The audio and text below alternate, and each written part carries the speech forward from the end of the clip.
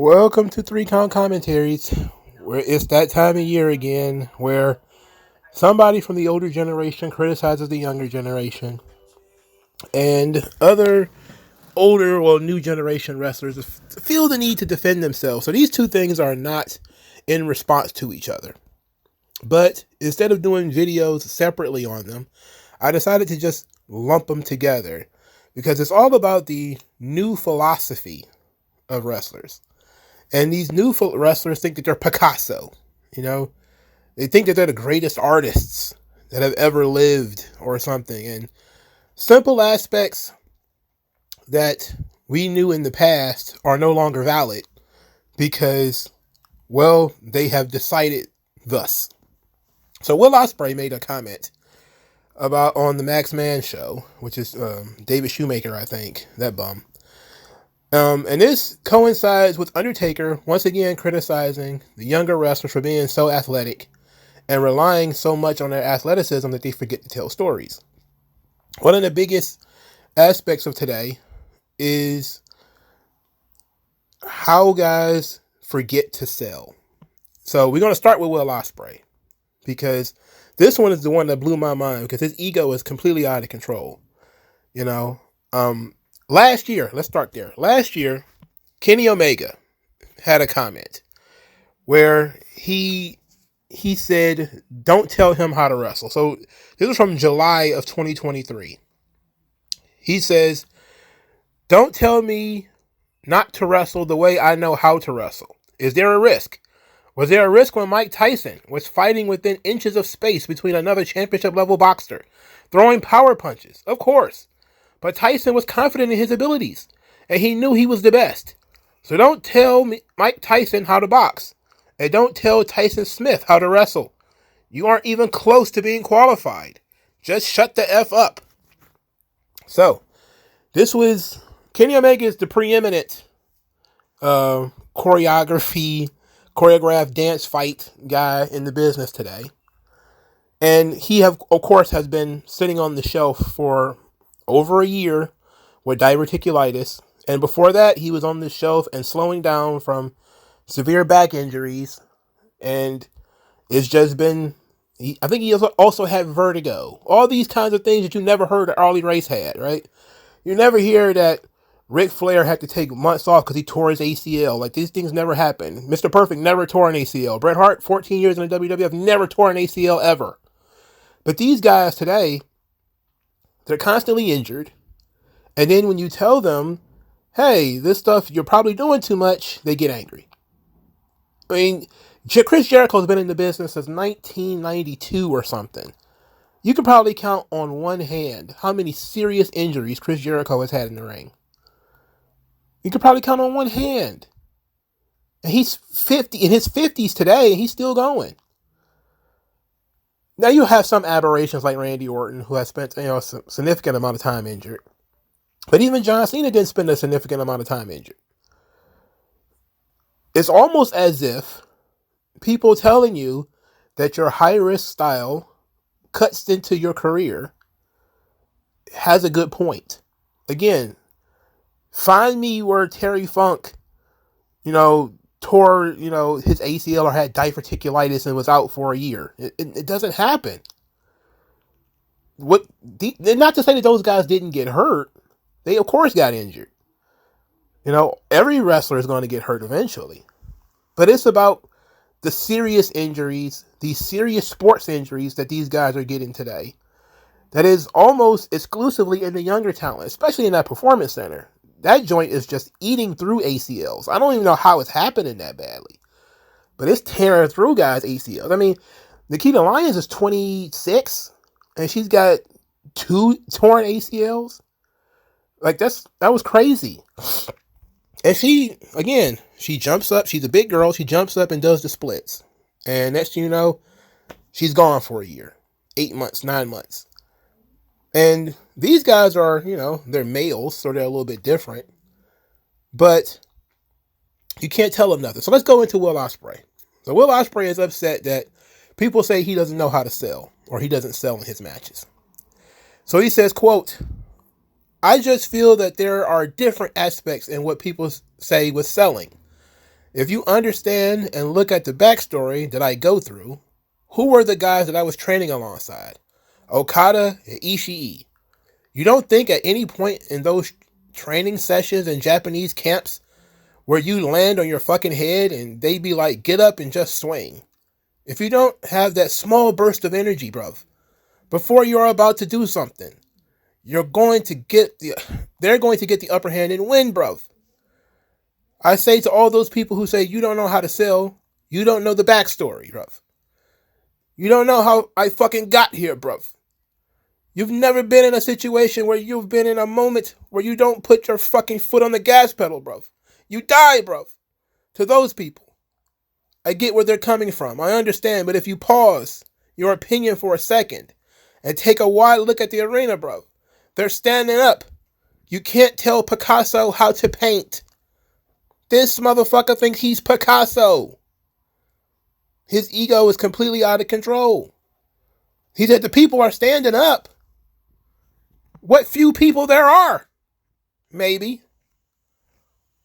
What few people there are. I am appalled that and look, part of this is, of course, Meltzer's star ratings going to people's heads. You know, that was the first thing I thought when I read that. You know, is he clearly thinks that this highly of himself because he's got 45-star matches or whatever. But when it really counts, what really matters is how many people are in the building. And Will Ospreay has drawn nothing for AEW. Not a thing. Nothing. The TV ratings go down. The attendance has not moved. Why do people feel like this guy is some kind of huge star that he is above criticism? He should not be above criticism. Maybe if you factor in the things that people are telling you, you can enhance your performance. But thinking that you're Picasso already, I mean, my God. Nobody can tell you anything. I mean, it's pretty ridiculous, man. It's pretty ridiculous. So, we've got all these flippity-doo-dah guys out here. And they're upset at fan criticism. Well, Kenny Omega at least drew some money. I can at least say that. I can admit that. I'm man enough to admit that Kenny Omega at least drew some money in Japan. And he actually, popped some ratings and stuff like here in the United States, even though he didn't do so well in TNA, despite what Scott D'Amore would probably try to have you believe. But Will Ospreay has never drawn shit.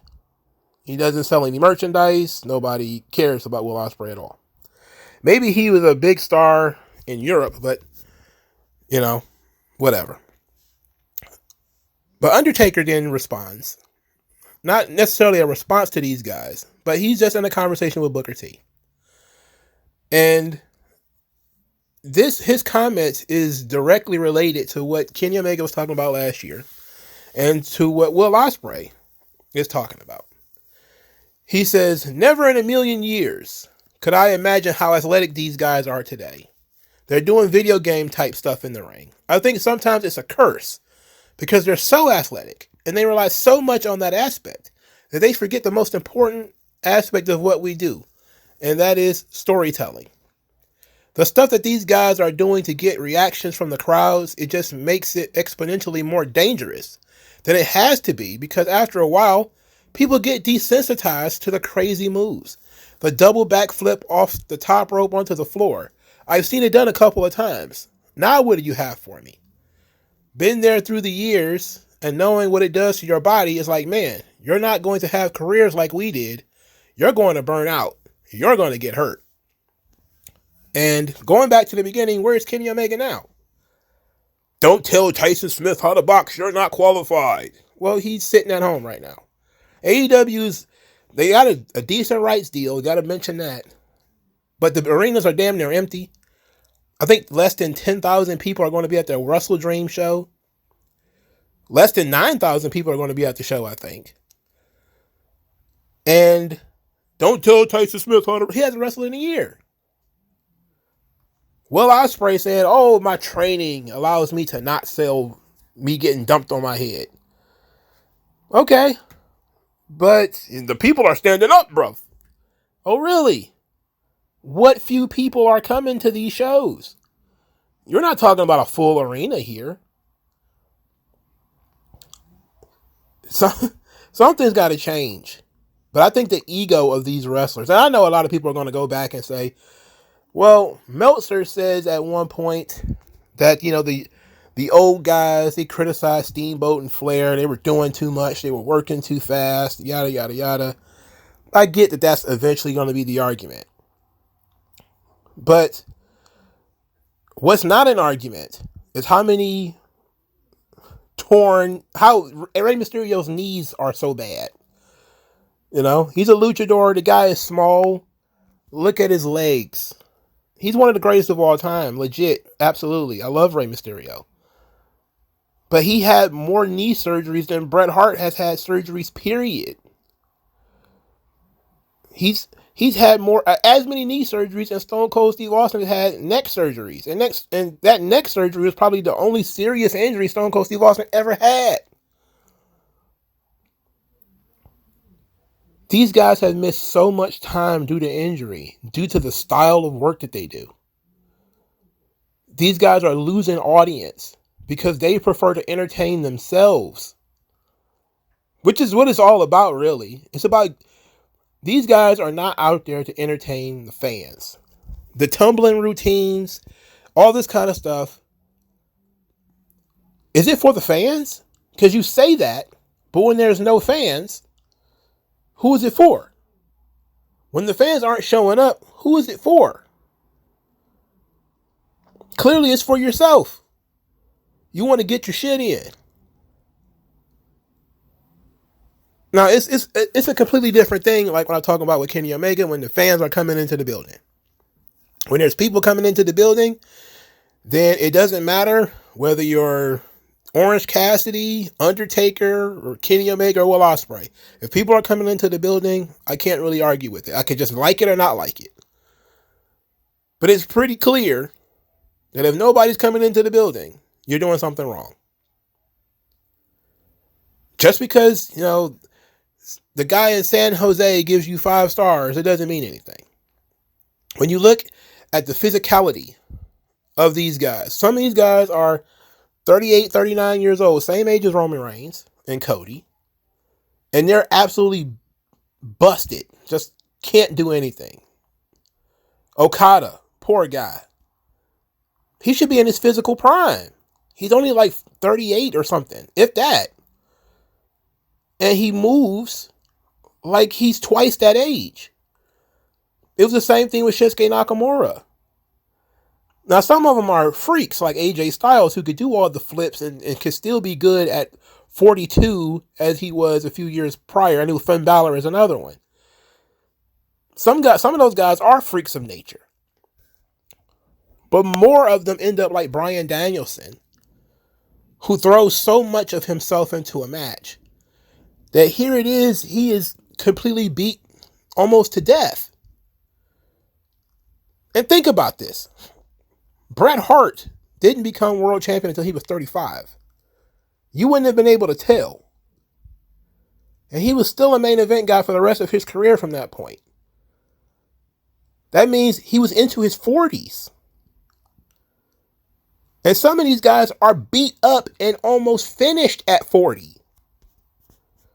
So who's right? Or who has, you even want to say that who's right? Who seems to have a stronger point? Guys like Undertaker? Or guys like Will Ospreay? Guys like Kenny Omega? Because, again, reality seems to point in the direction that if you slow down, if you sell, you'll have a longer career. And look, you can still do all that stuff. It doesn't mean you have to do it in every match. It doesn't mean you have to do it all the time. If you pick your spots, you could be more spectacular. Or you could turn every match into a Power Rangers fight scene, some Jackie Chan Rumble in the Bronx situation, And people will get bored with it and move on because there's nothing else there. There's no substance to what these guys are doing. And we seem to have this conversation pretty much every year. I know this is probably the second or third time I've had this conversation. But I was especially blown away by Will Ospreay saying, "You don't tell Picasso how to paint, bro." Like, who the fuck are you? Who decided you were Picasso? Let me know what you guys think. And I'll talk to you guys later.